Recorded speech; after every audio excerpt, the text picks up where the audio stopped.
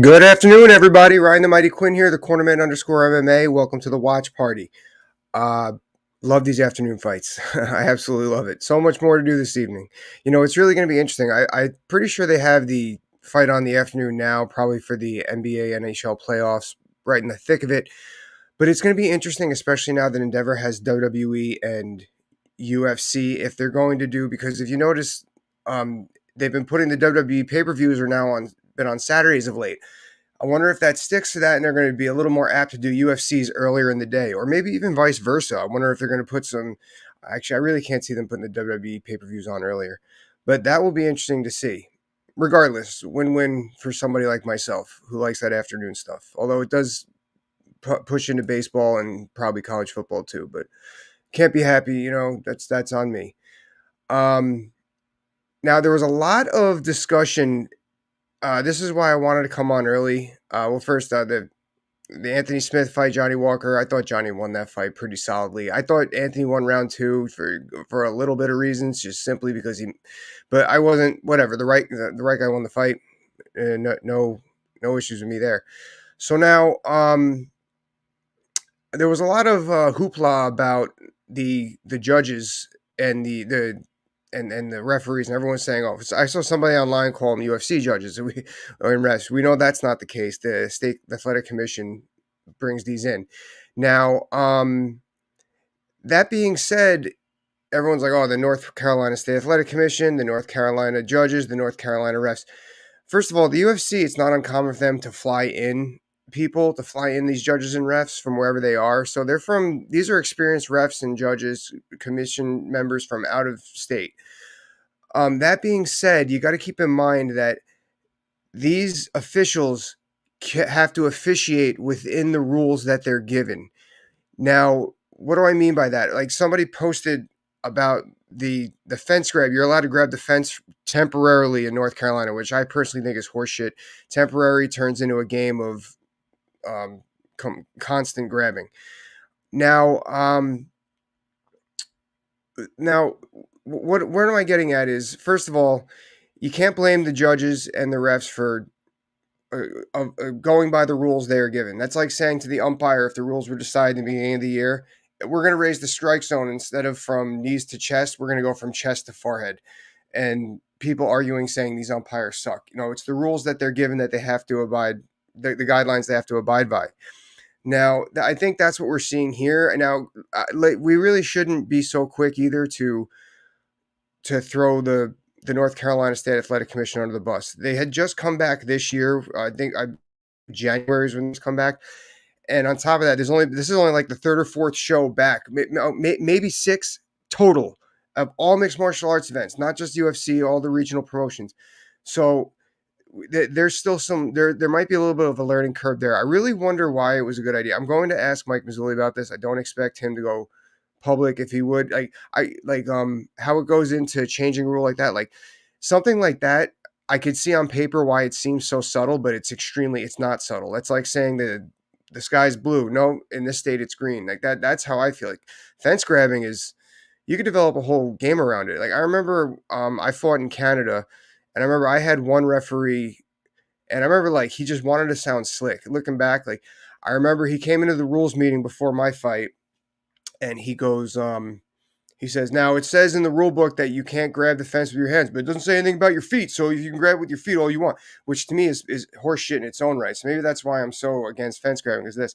And then you see my fight with my opponent, and that's all he did was grab the fence with his feet. It's like his whole game plan was get against the fence and see how he can move back and forth. A lot of the fight was with me on top, especially in the first round. I arguably lost the second round, but I took him down fairly early, like within the first minute or two, and then I was going from guard to half guard because he was grabbing the fence with his feet nonstop whenever he was on bottom, and I knew I took him down at the end of the third, and I knew I got to keep his feet away from the fence, otherwise he's got nothing in this game. So it's funny how they play with the verbiage as well. That's something else that's really interesting. But yeah, fence grabbing is a no go. I didn't really. What was it? Not the Sherman fight. I'm wondering. I'm forgetting which fight it was now. Where Cody Cement. How they said how they said the fight. But then I'm seeing on Twitter too, a lot of people felt that Cody did lose that fight anyway. All right, so I got to go back and watch that and see. I had it on while I was chasing my son in the pool. That's the other thing about these early Saturday cards is I got family time too. So that's nothing's gonna get in the way of that. So I'm gonna have to pass and. But tonight, since they're on early, I'm probably gonna pick up a Marvel movie. Um, yeah, that's always fun, and then I get to go to bed a little bit earlier, right? But anyway, so now we got this main event here: number 9 against number 12, or number 12 against 15. I knew there was a 12 and there was 3 in between. I was actually I understand Rozenstruik's how he's the underdog. However, I was very surprised at the line that they gave. Now, Charlotte Almeida, he's got a lot of weapons. He's got a lot more ways to win, I think, in this fight than Rozenstruik does. However, I feel that Rozenstruik's method of victory or path to victory is a lot more dangerous than Almeida's. Now, I've seen in a lot of Almeida's fight, he's very grappling heavy. He like even his ground on he's very jiu-jitsu control, which in MMA you need a little bit more of a wrestling influence, I think, especially someone like Almeida. Um, I mean against someone like Rozenstruik. Now with Rozenstruik, um, I think the fact, even though it was a year and a half ago, the fact training more Curtis going to help him in this fight, he's really he's trained for this, and B, he has also he's also he could pick apart what his mistakes were against a more top heavy and takedown savvy opponent. Um, that being said, I think that Jay Alton is more athletic, especially at this point in their careers, than Curtis was. However, I've seen in his past fights, he doesn't like he's similar to like when we were picking apart Raul Rosas. He does a lot of striking to wrestling, not striking then or he does a lot of striking stop then wrestling instead of striking to wrestling. So I think against somebody like a Rozenstruik who's very good at those little split second, like winning those little split second pauses, that could be very dangerous on an entry, especially Rozenstruik for a bigger guy has pretty solid knees. Um, I think that he really needs to get Rozenstruik's hands, Biggie Boy's hands away from his face. He really needs to throw those combinations to takedowns, not punch, not kick, then takedown. That's the other thing that I've seen him do is he throws kicks and he doesn't really set it up. He just throws it out there as like feelers. But I think against a Rozenstruik, he could catch that, he could defend it, and then counter strike. So you might be seeing some of that as well. Here he is to the cage now, walking with Conan. Oh, I didn't know he was working with Steve Bruno in this fight. So that's another plus for Rozenstruik there for sure. Steve's one of the more genius MMA minds in the game that I've worked with, one of the best training partners I've ever had as well.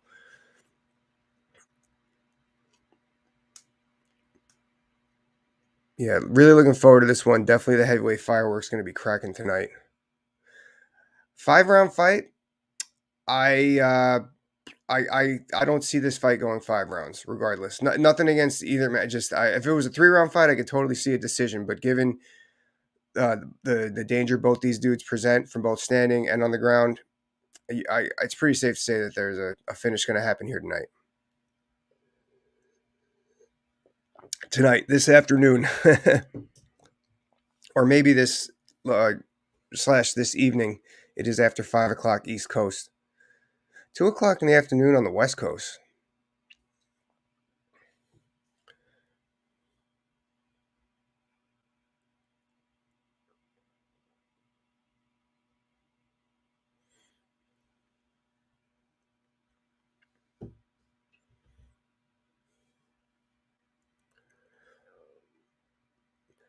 And I know strength of schedule too is something we talked about. Rozenstruik's been in there with like a lot of the top 10, top 15 guys in the last few years.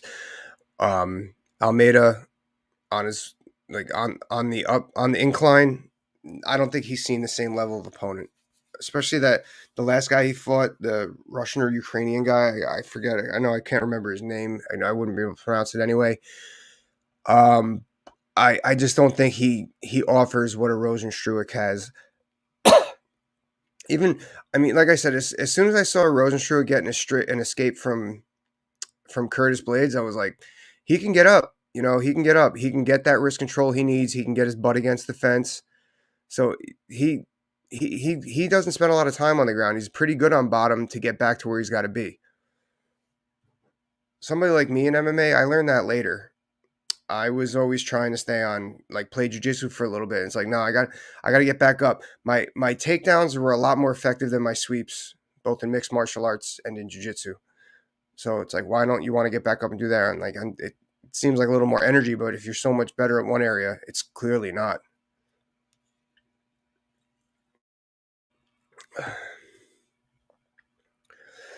Here we go with the intros. I do not have the sound on tonight.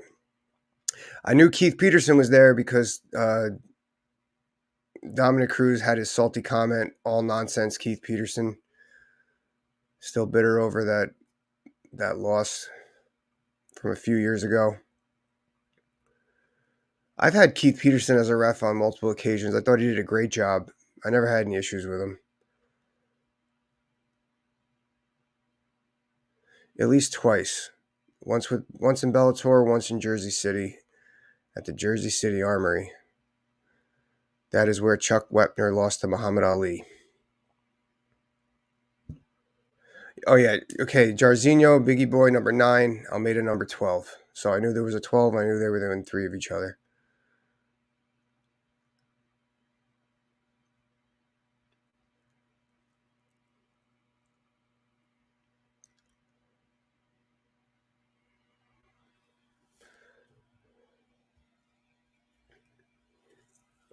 Dan Mergliotta, Big Dan. Looking good. Another good ref I had.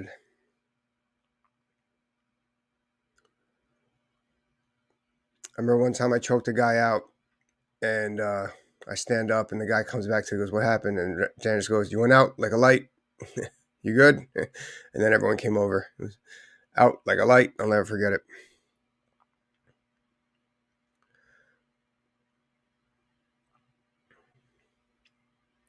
Great crowd. See, Carolina. Yeah, Carolina, the state specifically, doesn't have any. The Hurricanes are not in the playoffs, and there's no college football, so it's a great time for the UFC to be there.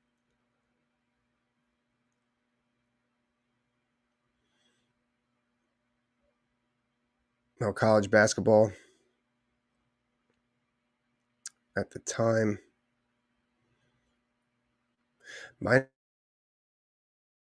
prize at these lines.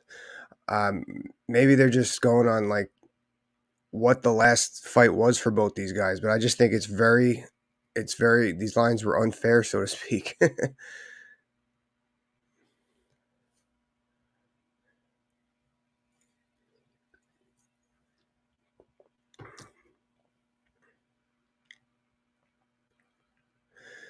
13-4. I thought he had more fights than that.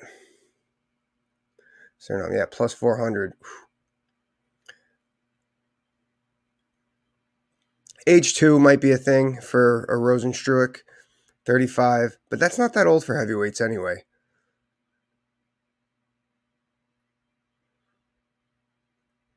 He's only had 17 fights, so he's a heavyweight 17 fights, so the wear and tear, the knockouts rack up for them guys, them big boys, them biggie boys. Yeah, much taller. I really feel like an overhand is going to be his money punch here, counter punch overhand. And for Biggie Boy, and then for Jay Alton, he's just got a box to get to the takedown. It's not that I don't think he can't stand with a Biggie Boy. I just feel he's so much more dominant on the ground. Just set up your takedowns and get there. He's got a larger window of victory on the ground against the dangerous, heavy-handed Rozenstruik. Take the center. Both stand in the center. Biggie Boy comes. Yeah, see, he didn't set up the takedowns, and he got a takedown defended. He thought he can get Biggie Boy coming in. But if you're shorter, like I know as a shorter guy, you have that built-in takedown defense, that automatic takedown defense. Rozenstruik being selective on his way in. Good front kick by Almeida, create some distance and try to get. Now Rozenstruik's being good at using that lateral footwork, keeping in. Alton should probably go back to that front kick to keep creating space. Yeah, he got to take down there. He caught Biggie Boy on his heels. See, now you see Biggie Boy getting that. Okay, he went for the elbow there. I felt that was I understand what you're looking for with that elbow. However, look, it gave the head position back to Almeida. I thought he should have kept that framing on the face to keep the head position out of the way, but now he gave the position back to Almeida. Now Almeida has a really secured half guard, and Biggie Boy has an open half guard. Biggie Boy needs to swim inside. Yeah, he's got a frame underneath on that jawline. Playing the striking game from the bottom half guard is a tough way to win.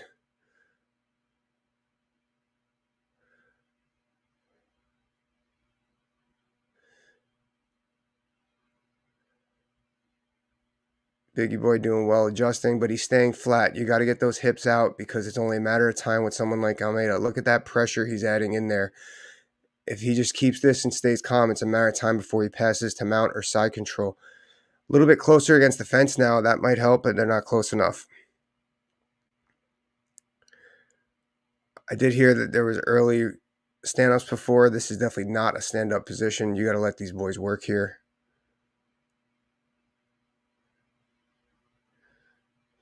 Biggie Boy looks like he is working his hips out, trying to get that butt moon the announcers there. They're right by the announcing table. And Almeida's just going to make him extend and carry himself a little bit. See how Almeida turned his head to the fence? That's so his butt doesn't get against the fence. That's he kind of beat him to it, kind of took it away. This is the grappling control that I'm talking about that Almeida has. He doesn't really have wrestling control. That's why, and it gets a little tiring. Biggie Boy working for that underhook here. He's got a short one that's not enough to. But now this is a tough position. This is a tough position for Biggie Boy. So now he's up against the fence. Almeida's got, this is prime ground and pound position.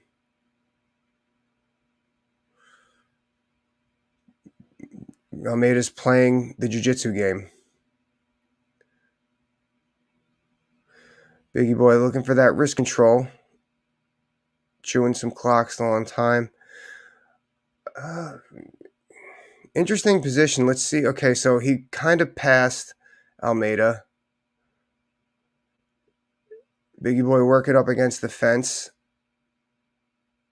Yeah, the cage is such a weird position here. You make one wrong move, you end up on bottom if you're Almeida. Oh, gotten mount. Oh, this could be the beginning of the end.